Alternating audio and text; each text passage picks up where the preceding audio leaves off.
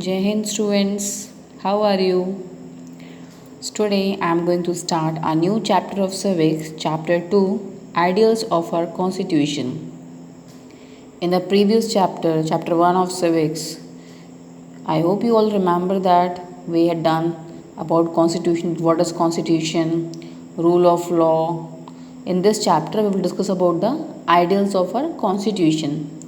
Constitution defines the vital and core framework of a country. It also contains national goals which form the foundation of a country. Constitution played a very important role in our country, and it also contained national goals which form the foundation of our country. Now the Constitution of India. All of you know what is Constitution? It is a book of laws according to which a country is governed. The Constitution was adopted by the Constituent Assembly of India on 26 November 1949. However, it came into effect on 26 January 1950, a day selected for its historical significance. In the last chapter also we had discussed about it, that constitution was completed on 26 November, but it was came into effect on 26 January. So there was a reason behind it. So here it is given. At the Lahore session of the Congress in December 1929, it was decided that 26 January would be celebrated as the day of Poorn Swaraj or complete independence. So when India became independent, 26 January was chosen as the day to declare India a republic. जब हमारी country free नहीं हुई थी, independent नहीं थी, on that time in 1929 Congress का एक Lahore session हुआ था, जहाँ पे ये डिसाइड हुआ था कि अब जो नेक्स्ट 26 जनवरी आएगी तब तक हम कंप्लीट इंडिपेंडेंस गेन कर लेंगे, मीन्स तब तक हम ब्रिटिशर से फ्री हो जाएंगे. So they had declare the day as Purna Swaraj. Purna means complete and Swaraj means independence. But because of some problem, because of some circumstances ऐसा नहीं हो पाया. सो उस डे को उन्होंने मार्क किया था, इसलिए उस डे की एक इम्पॉर्टेंस थी.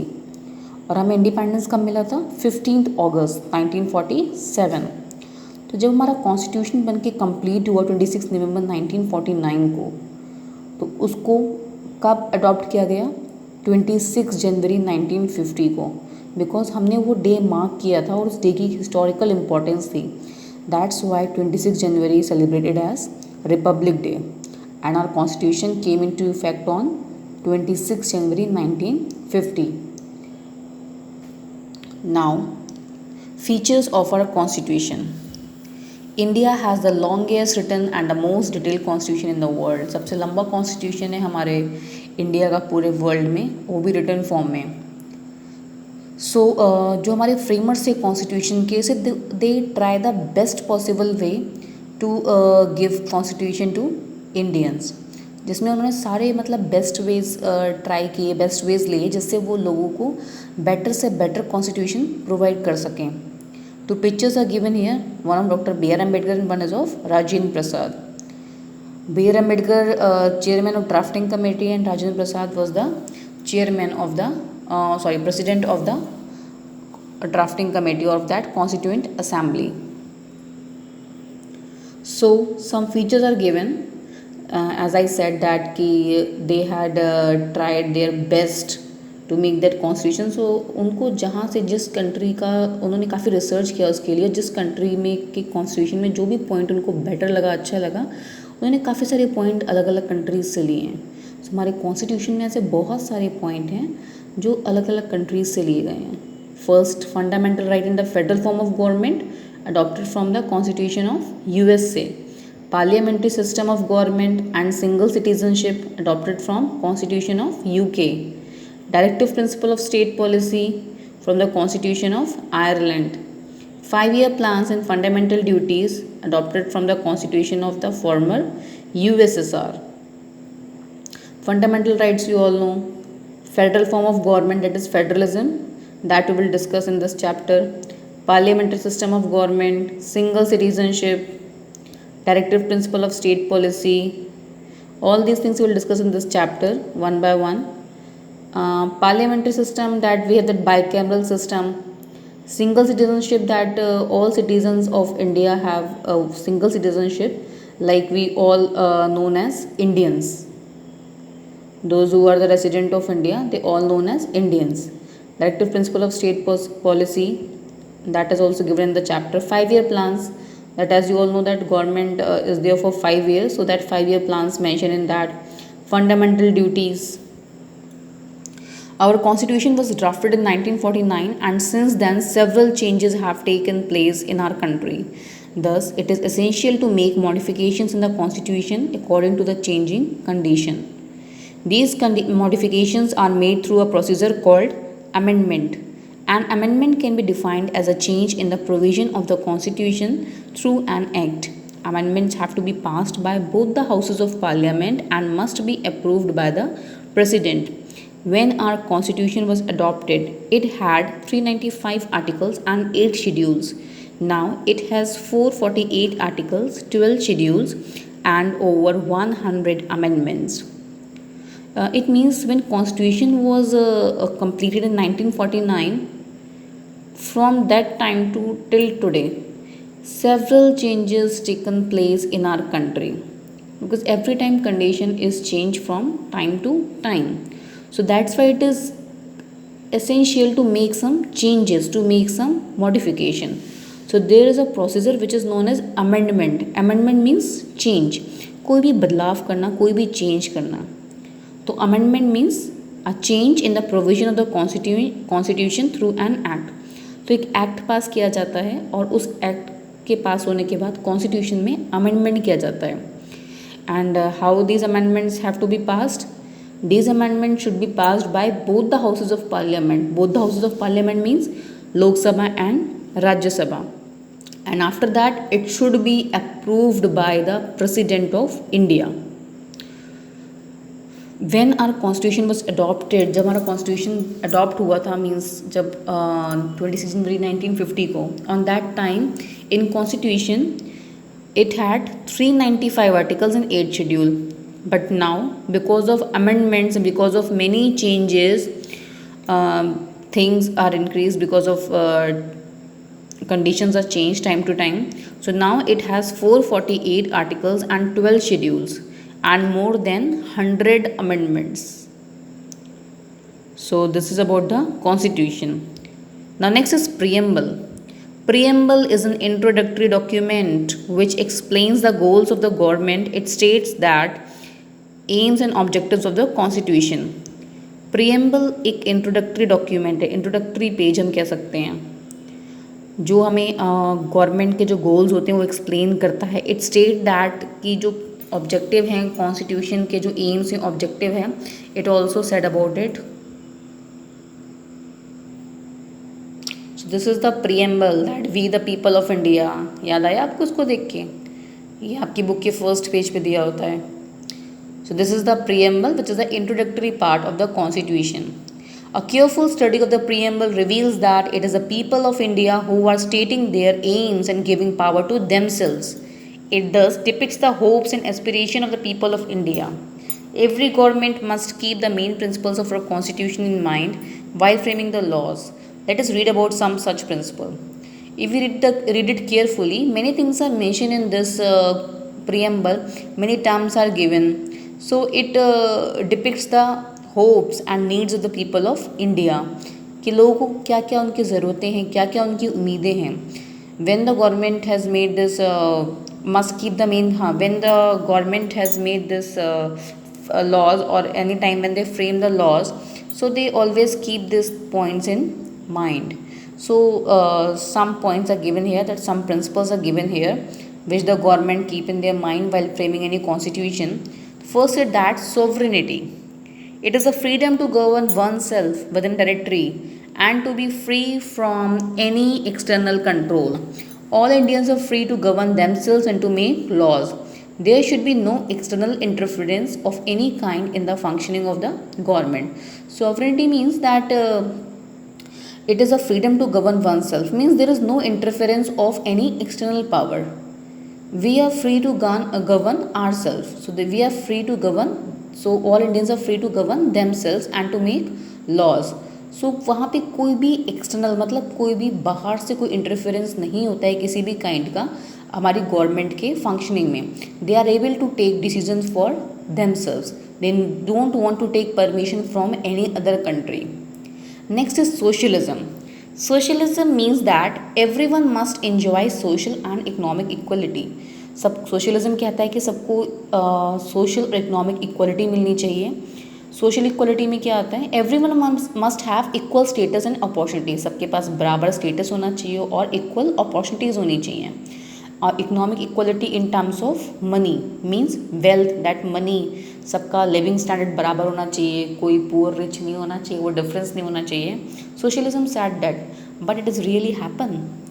Our society is an unequal society, जहाँ पे एक वाइड गैप, एक काफ़ी बड़ा गैप है रिच और पुअर के बीच में. पॉवर्टी, दैट गरीबी. Poverty prevents many people from receiving good education. The people, those who are poor, they are not able to give good education to their child, and because of that they are not able to get good jobs. Thus the poor are caught in a vicious cycle of poverty. That's why poor come in the cycle of that poverty. For the proper development of our country, it is important to bridge the gap between the rich and the poor by achieving both social and economic equality. If we want that our country get proper development, so for this we have to fill this gap between the rich and the poor by giving them social and economic equality both. Next is secularism. Preamble states that India is a secular country. This means that there will be no state religion. Secularism say that there is no state religion, that all religions are treated equally in our country. Constitution also guarantees the right to freedom of religion. एक right है हमारे पास freedom of religion. Means हर किसी को अपने religion को preach करने का, अपने religion को मानने का अधिकार है. जो भी धर्म वो अपनाना चाहते हैं, they have, this is a fundamental right. No one can stop if you want to go to Gurudwara, you want to go to that church or the temple or that mosque, that no one can stop you. It is your choice. So there is no state religion. किसी state का कोई religion नहीं होता है कि ये इस state में ये religion है, इस state में ये religion है. So there is no state religion. So that's why we can say that कि our country is a secular one. So it includes the freedom to profess, propagate and practice any religion. Hence, every religious group in India can practice and propagate its faith. The government has the duty to protect the life, liberty and property of all its citizens without discriminating against them on the basis of caste, creed, religion or sex. It is a duty of the government. So they will give the protection to all the citizens of India without making any discrimination on the basis of their religion, on the basis of their gender, on the basis of their color, caste. So that is about the secularism. Now next is democracy. All of you heard about democracy. Democracy is one of the most important feature of our constitution. It refers to the government wherein people have the power to vote and elect their representative. What do you mean by democracy or democratic government? Where people have a right to choose their own representatives by the system of vote.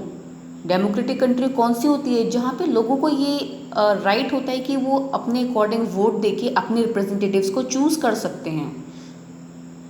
So that country is known as democratic country. So these representatives then make laws on behalf of the people. और यही वो representatives होते हैं जो हमारे behalf पे laws बनाते हैं. In India, citizens who are 18 years and above have the right to vote. This is known as universal adult franchise. As you all know this, कि voting age is 18 years or above. So there is a term that universal adult franchise. It states that any citizen of India who is 18 years or above have right to vote. One person, one vote. Elections are held every 5 years. If the people are dissatisfied with the government, they can vote it out. Thus, the ultimate power lies in the hands of the people. As you all know that elections are held after every 5 years. और हर 5 years के बाद हमारे पास एक chance आता है, अगर हमें लगता है कि इस गवर्नमेंट ने काम नहीं किया या हमने इस पर्सन को वोट दिया था और इस पर्सन ने काम नहीं किया, जो भी हमारी उससे होप थी उसने उनको फुलफ़िल नहीं किया है, और हमारे पास फिर से अपॉर्चुनिटी आती है 5 years के बाद कि हम अपने डिसीजन को चेंज कर सकें if we are dissatisfied with the work of the person. So that's why it means that we have so much power, we can change the government with the help of the vote. So thus the ultimate power lies in the hands of the people. Now next is federalism. Before federalism, a picture is given here of that Abraham Lincoln. Abraham Lincoln, the 16th president of USA. He is also given the definition of democracy. He said that democracy is the government of the people, by the people and for the people. Now next is federalism. Federalism, India has a federal form of government. India में federal form of government. What is the meaning of federalism? It means that power is divided in a country on different levels, that is center and a state, and one more level is there, that is a local level. Means central government, state government. Central government work for the whole country, state government work for different states. President is the constitutional head of our country. Prime Minister heads the government at the center and the parliament make laws for the country. It means the head of our country is president and the head of the government is prime minister, and who make laws for the country? Parliament make laws for the country.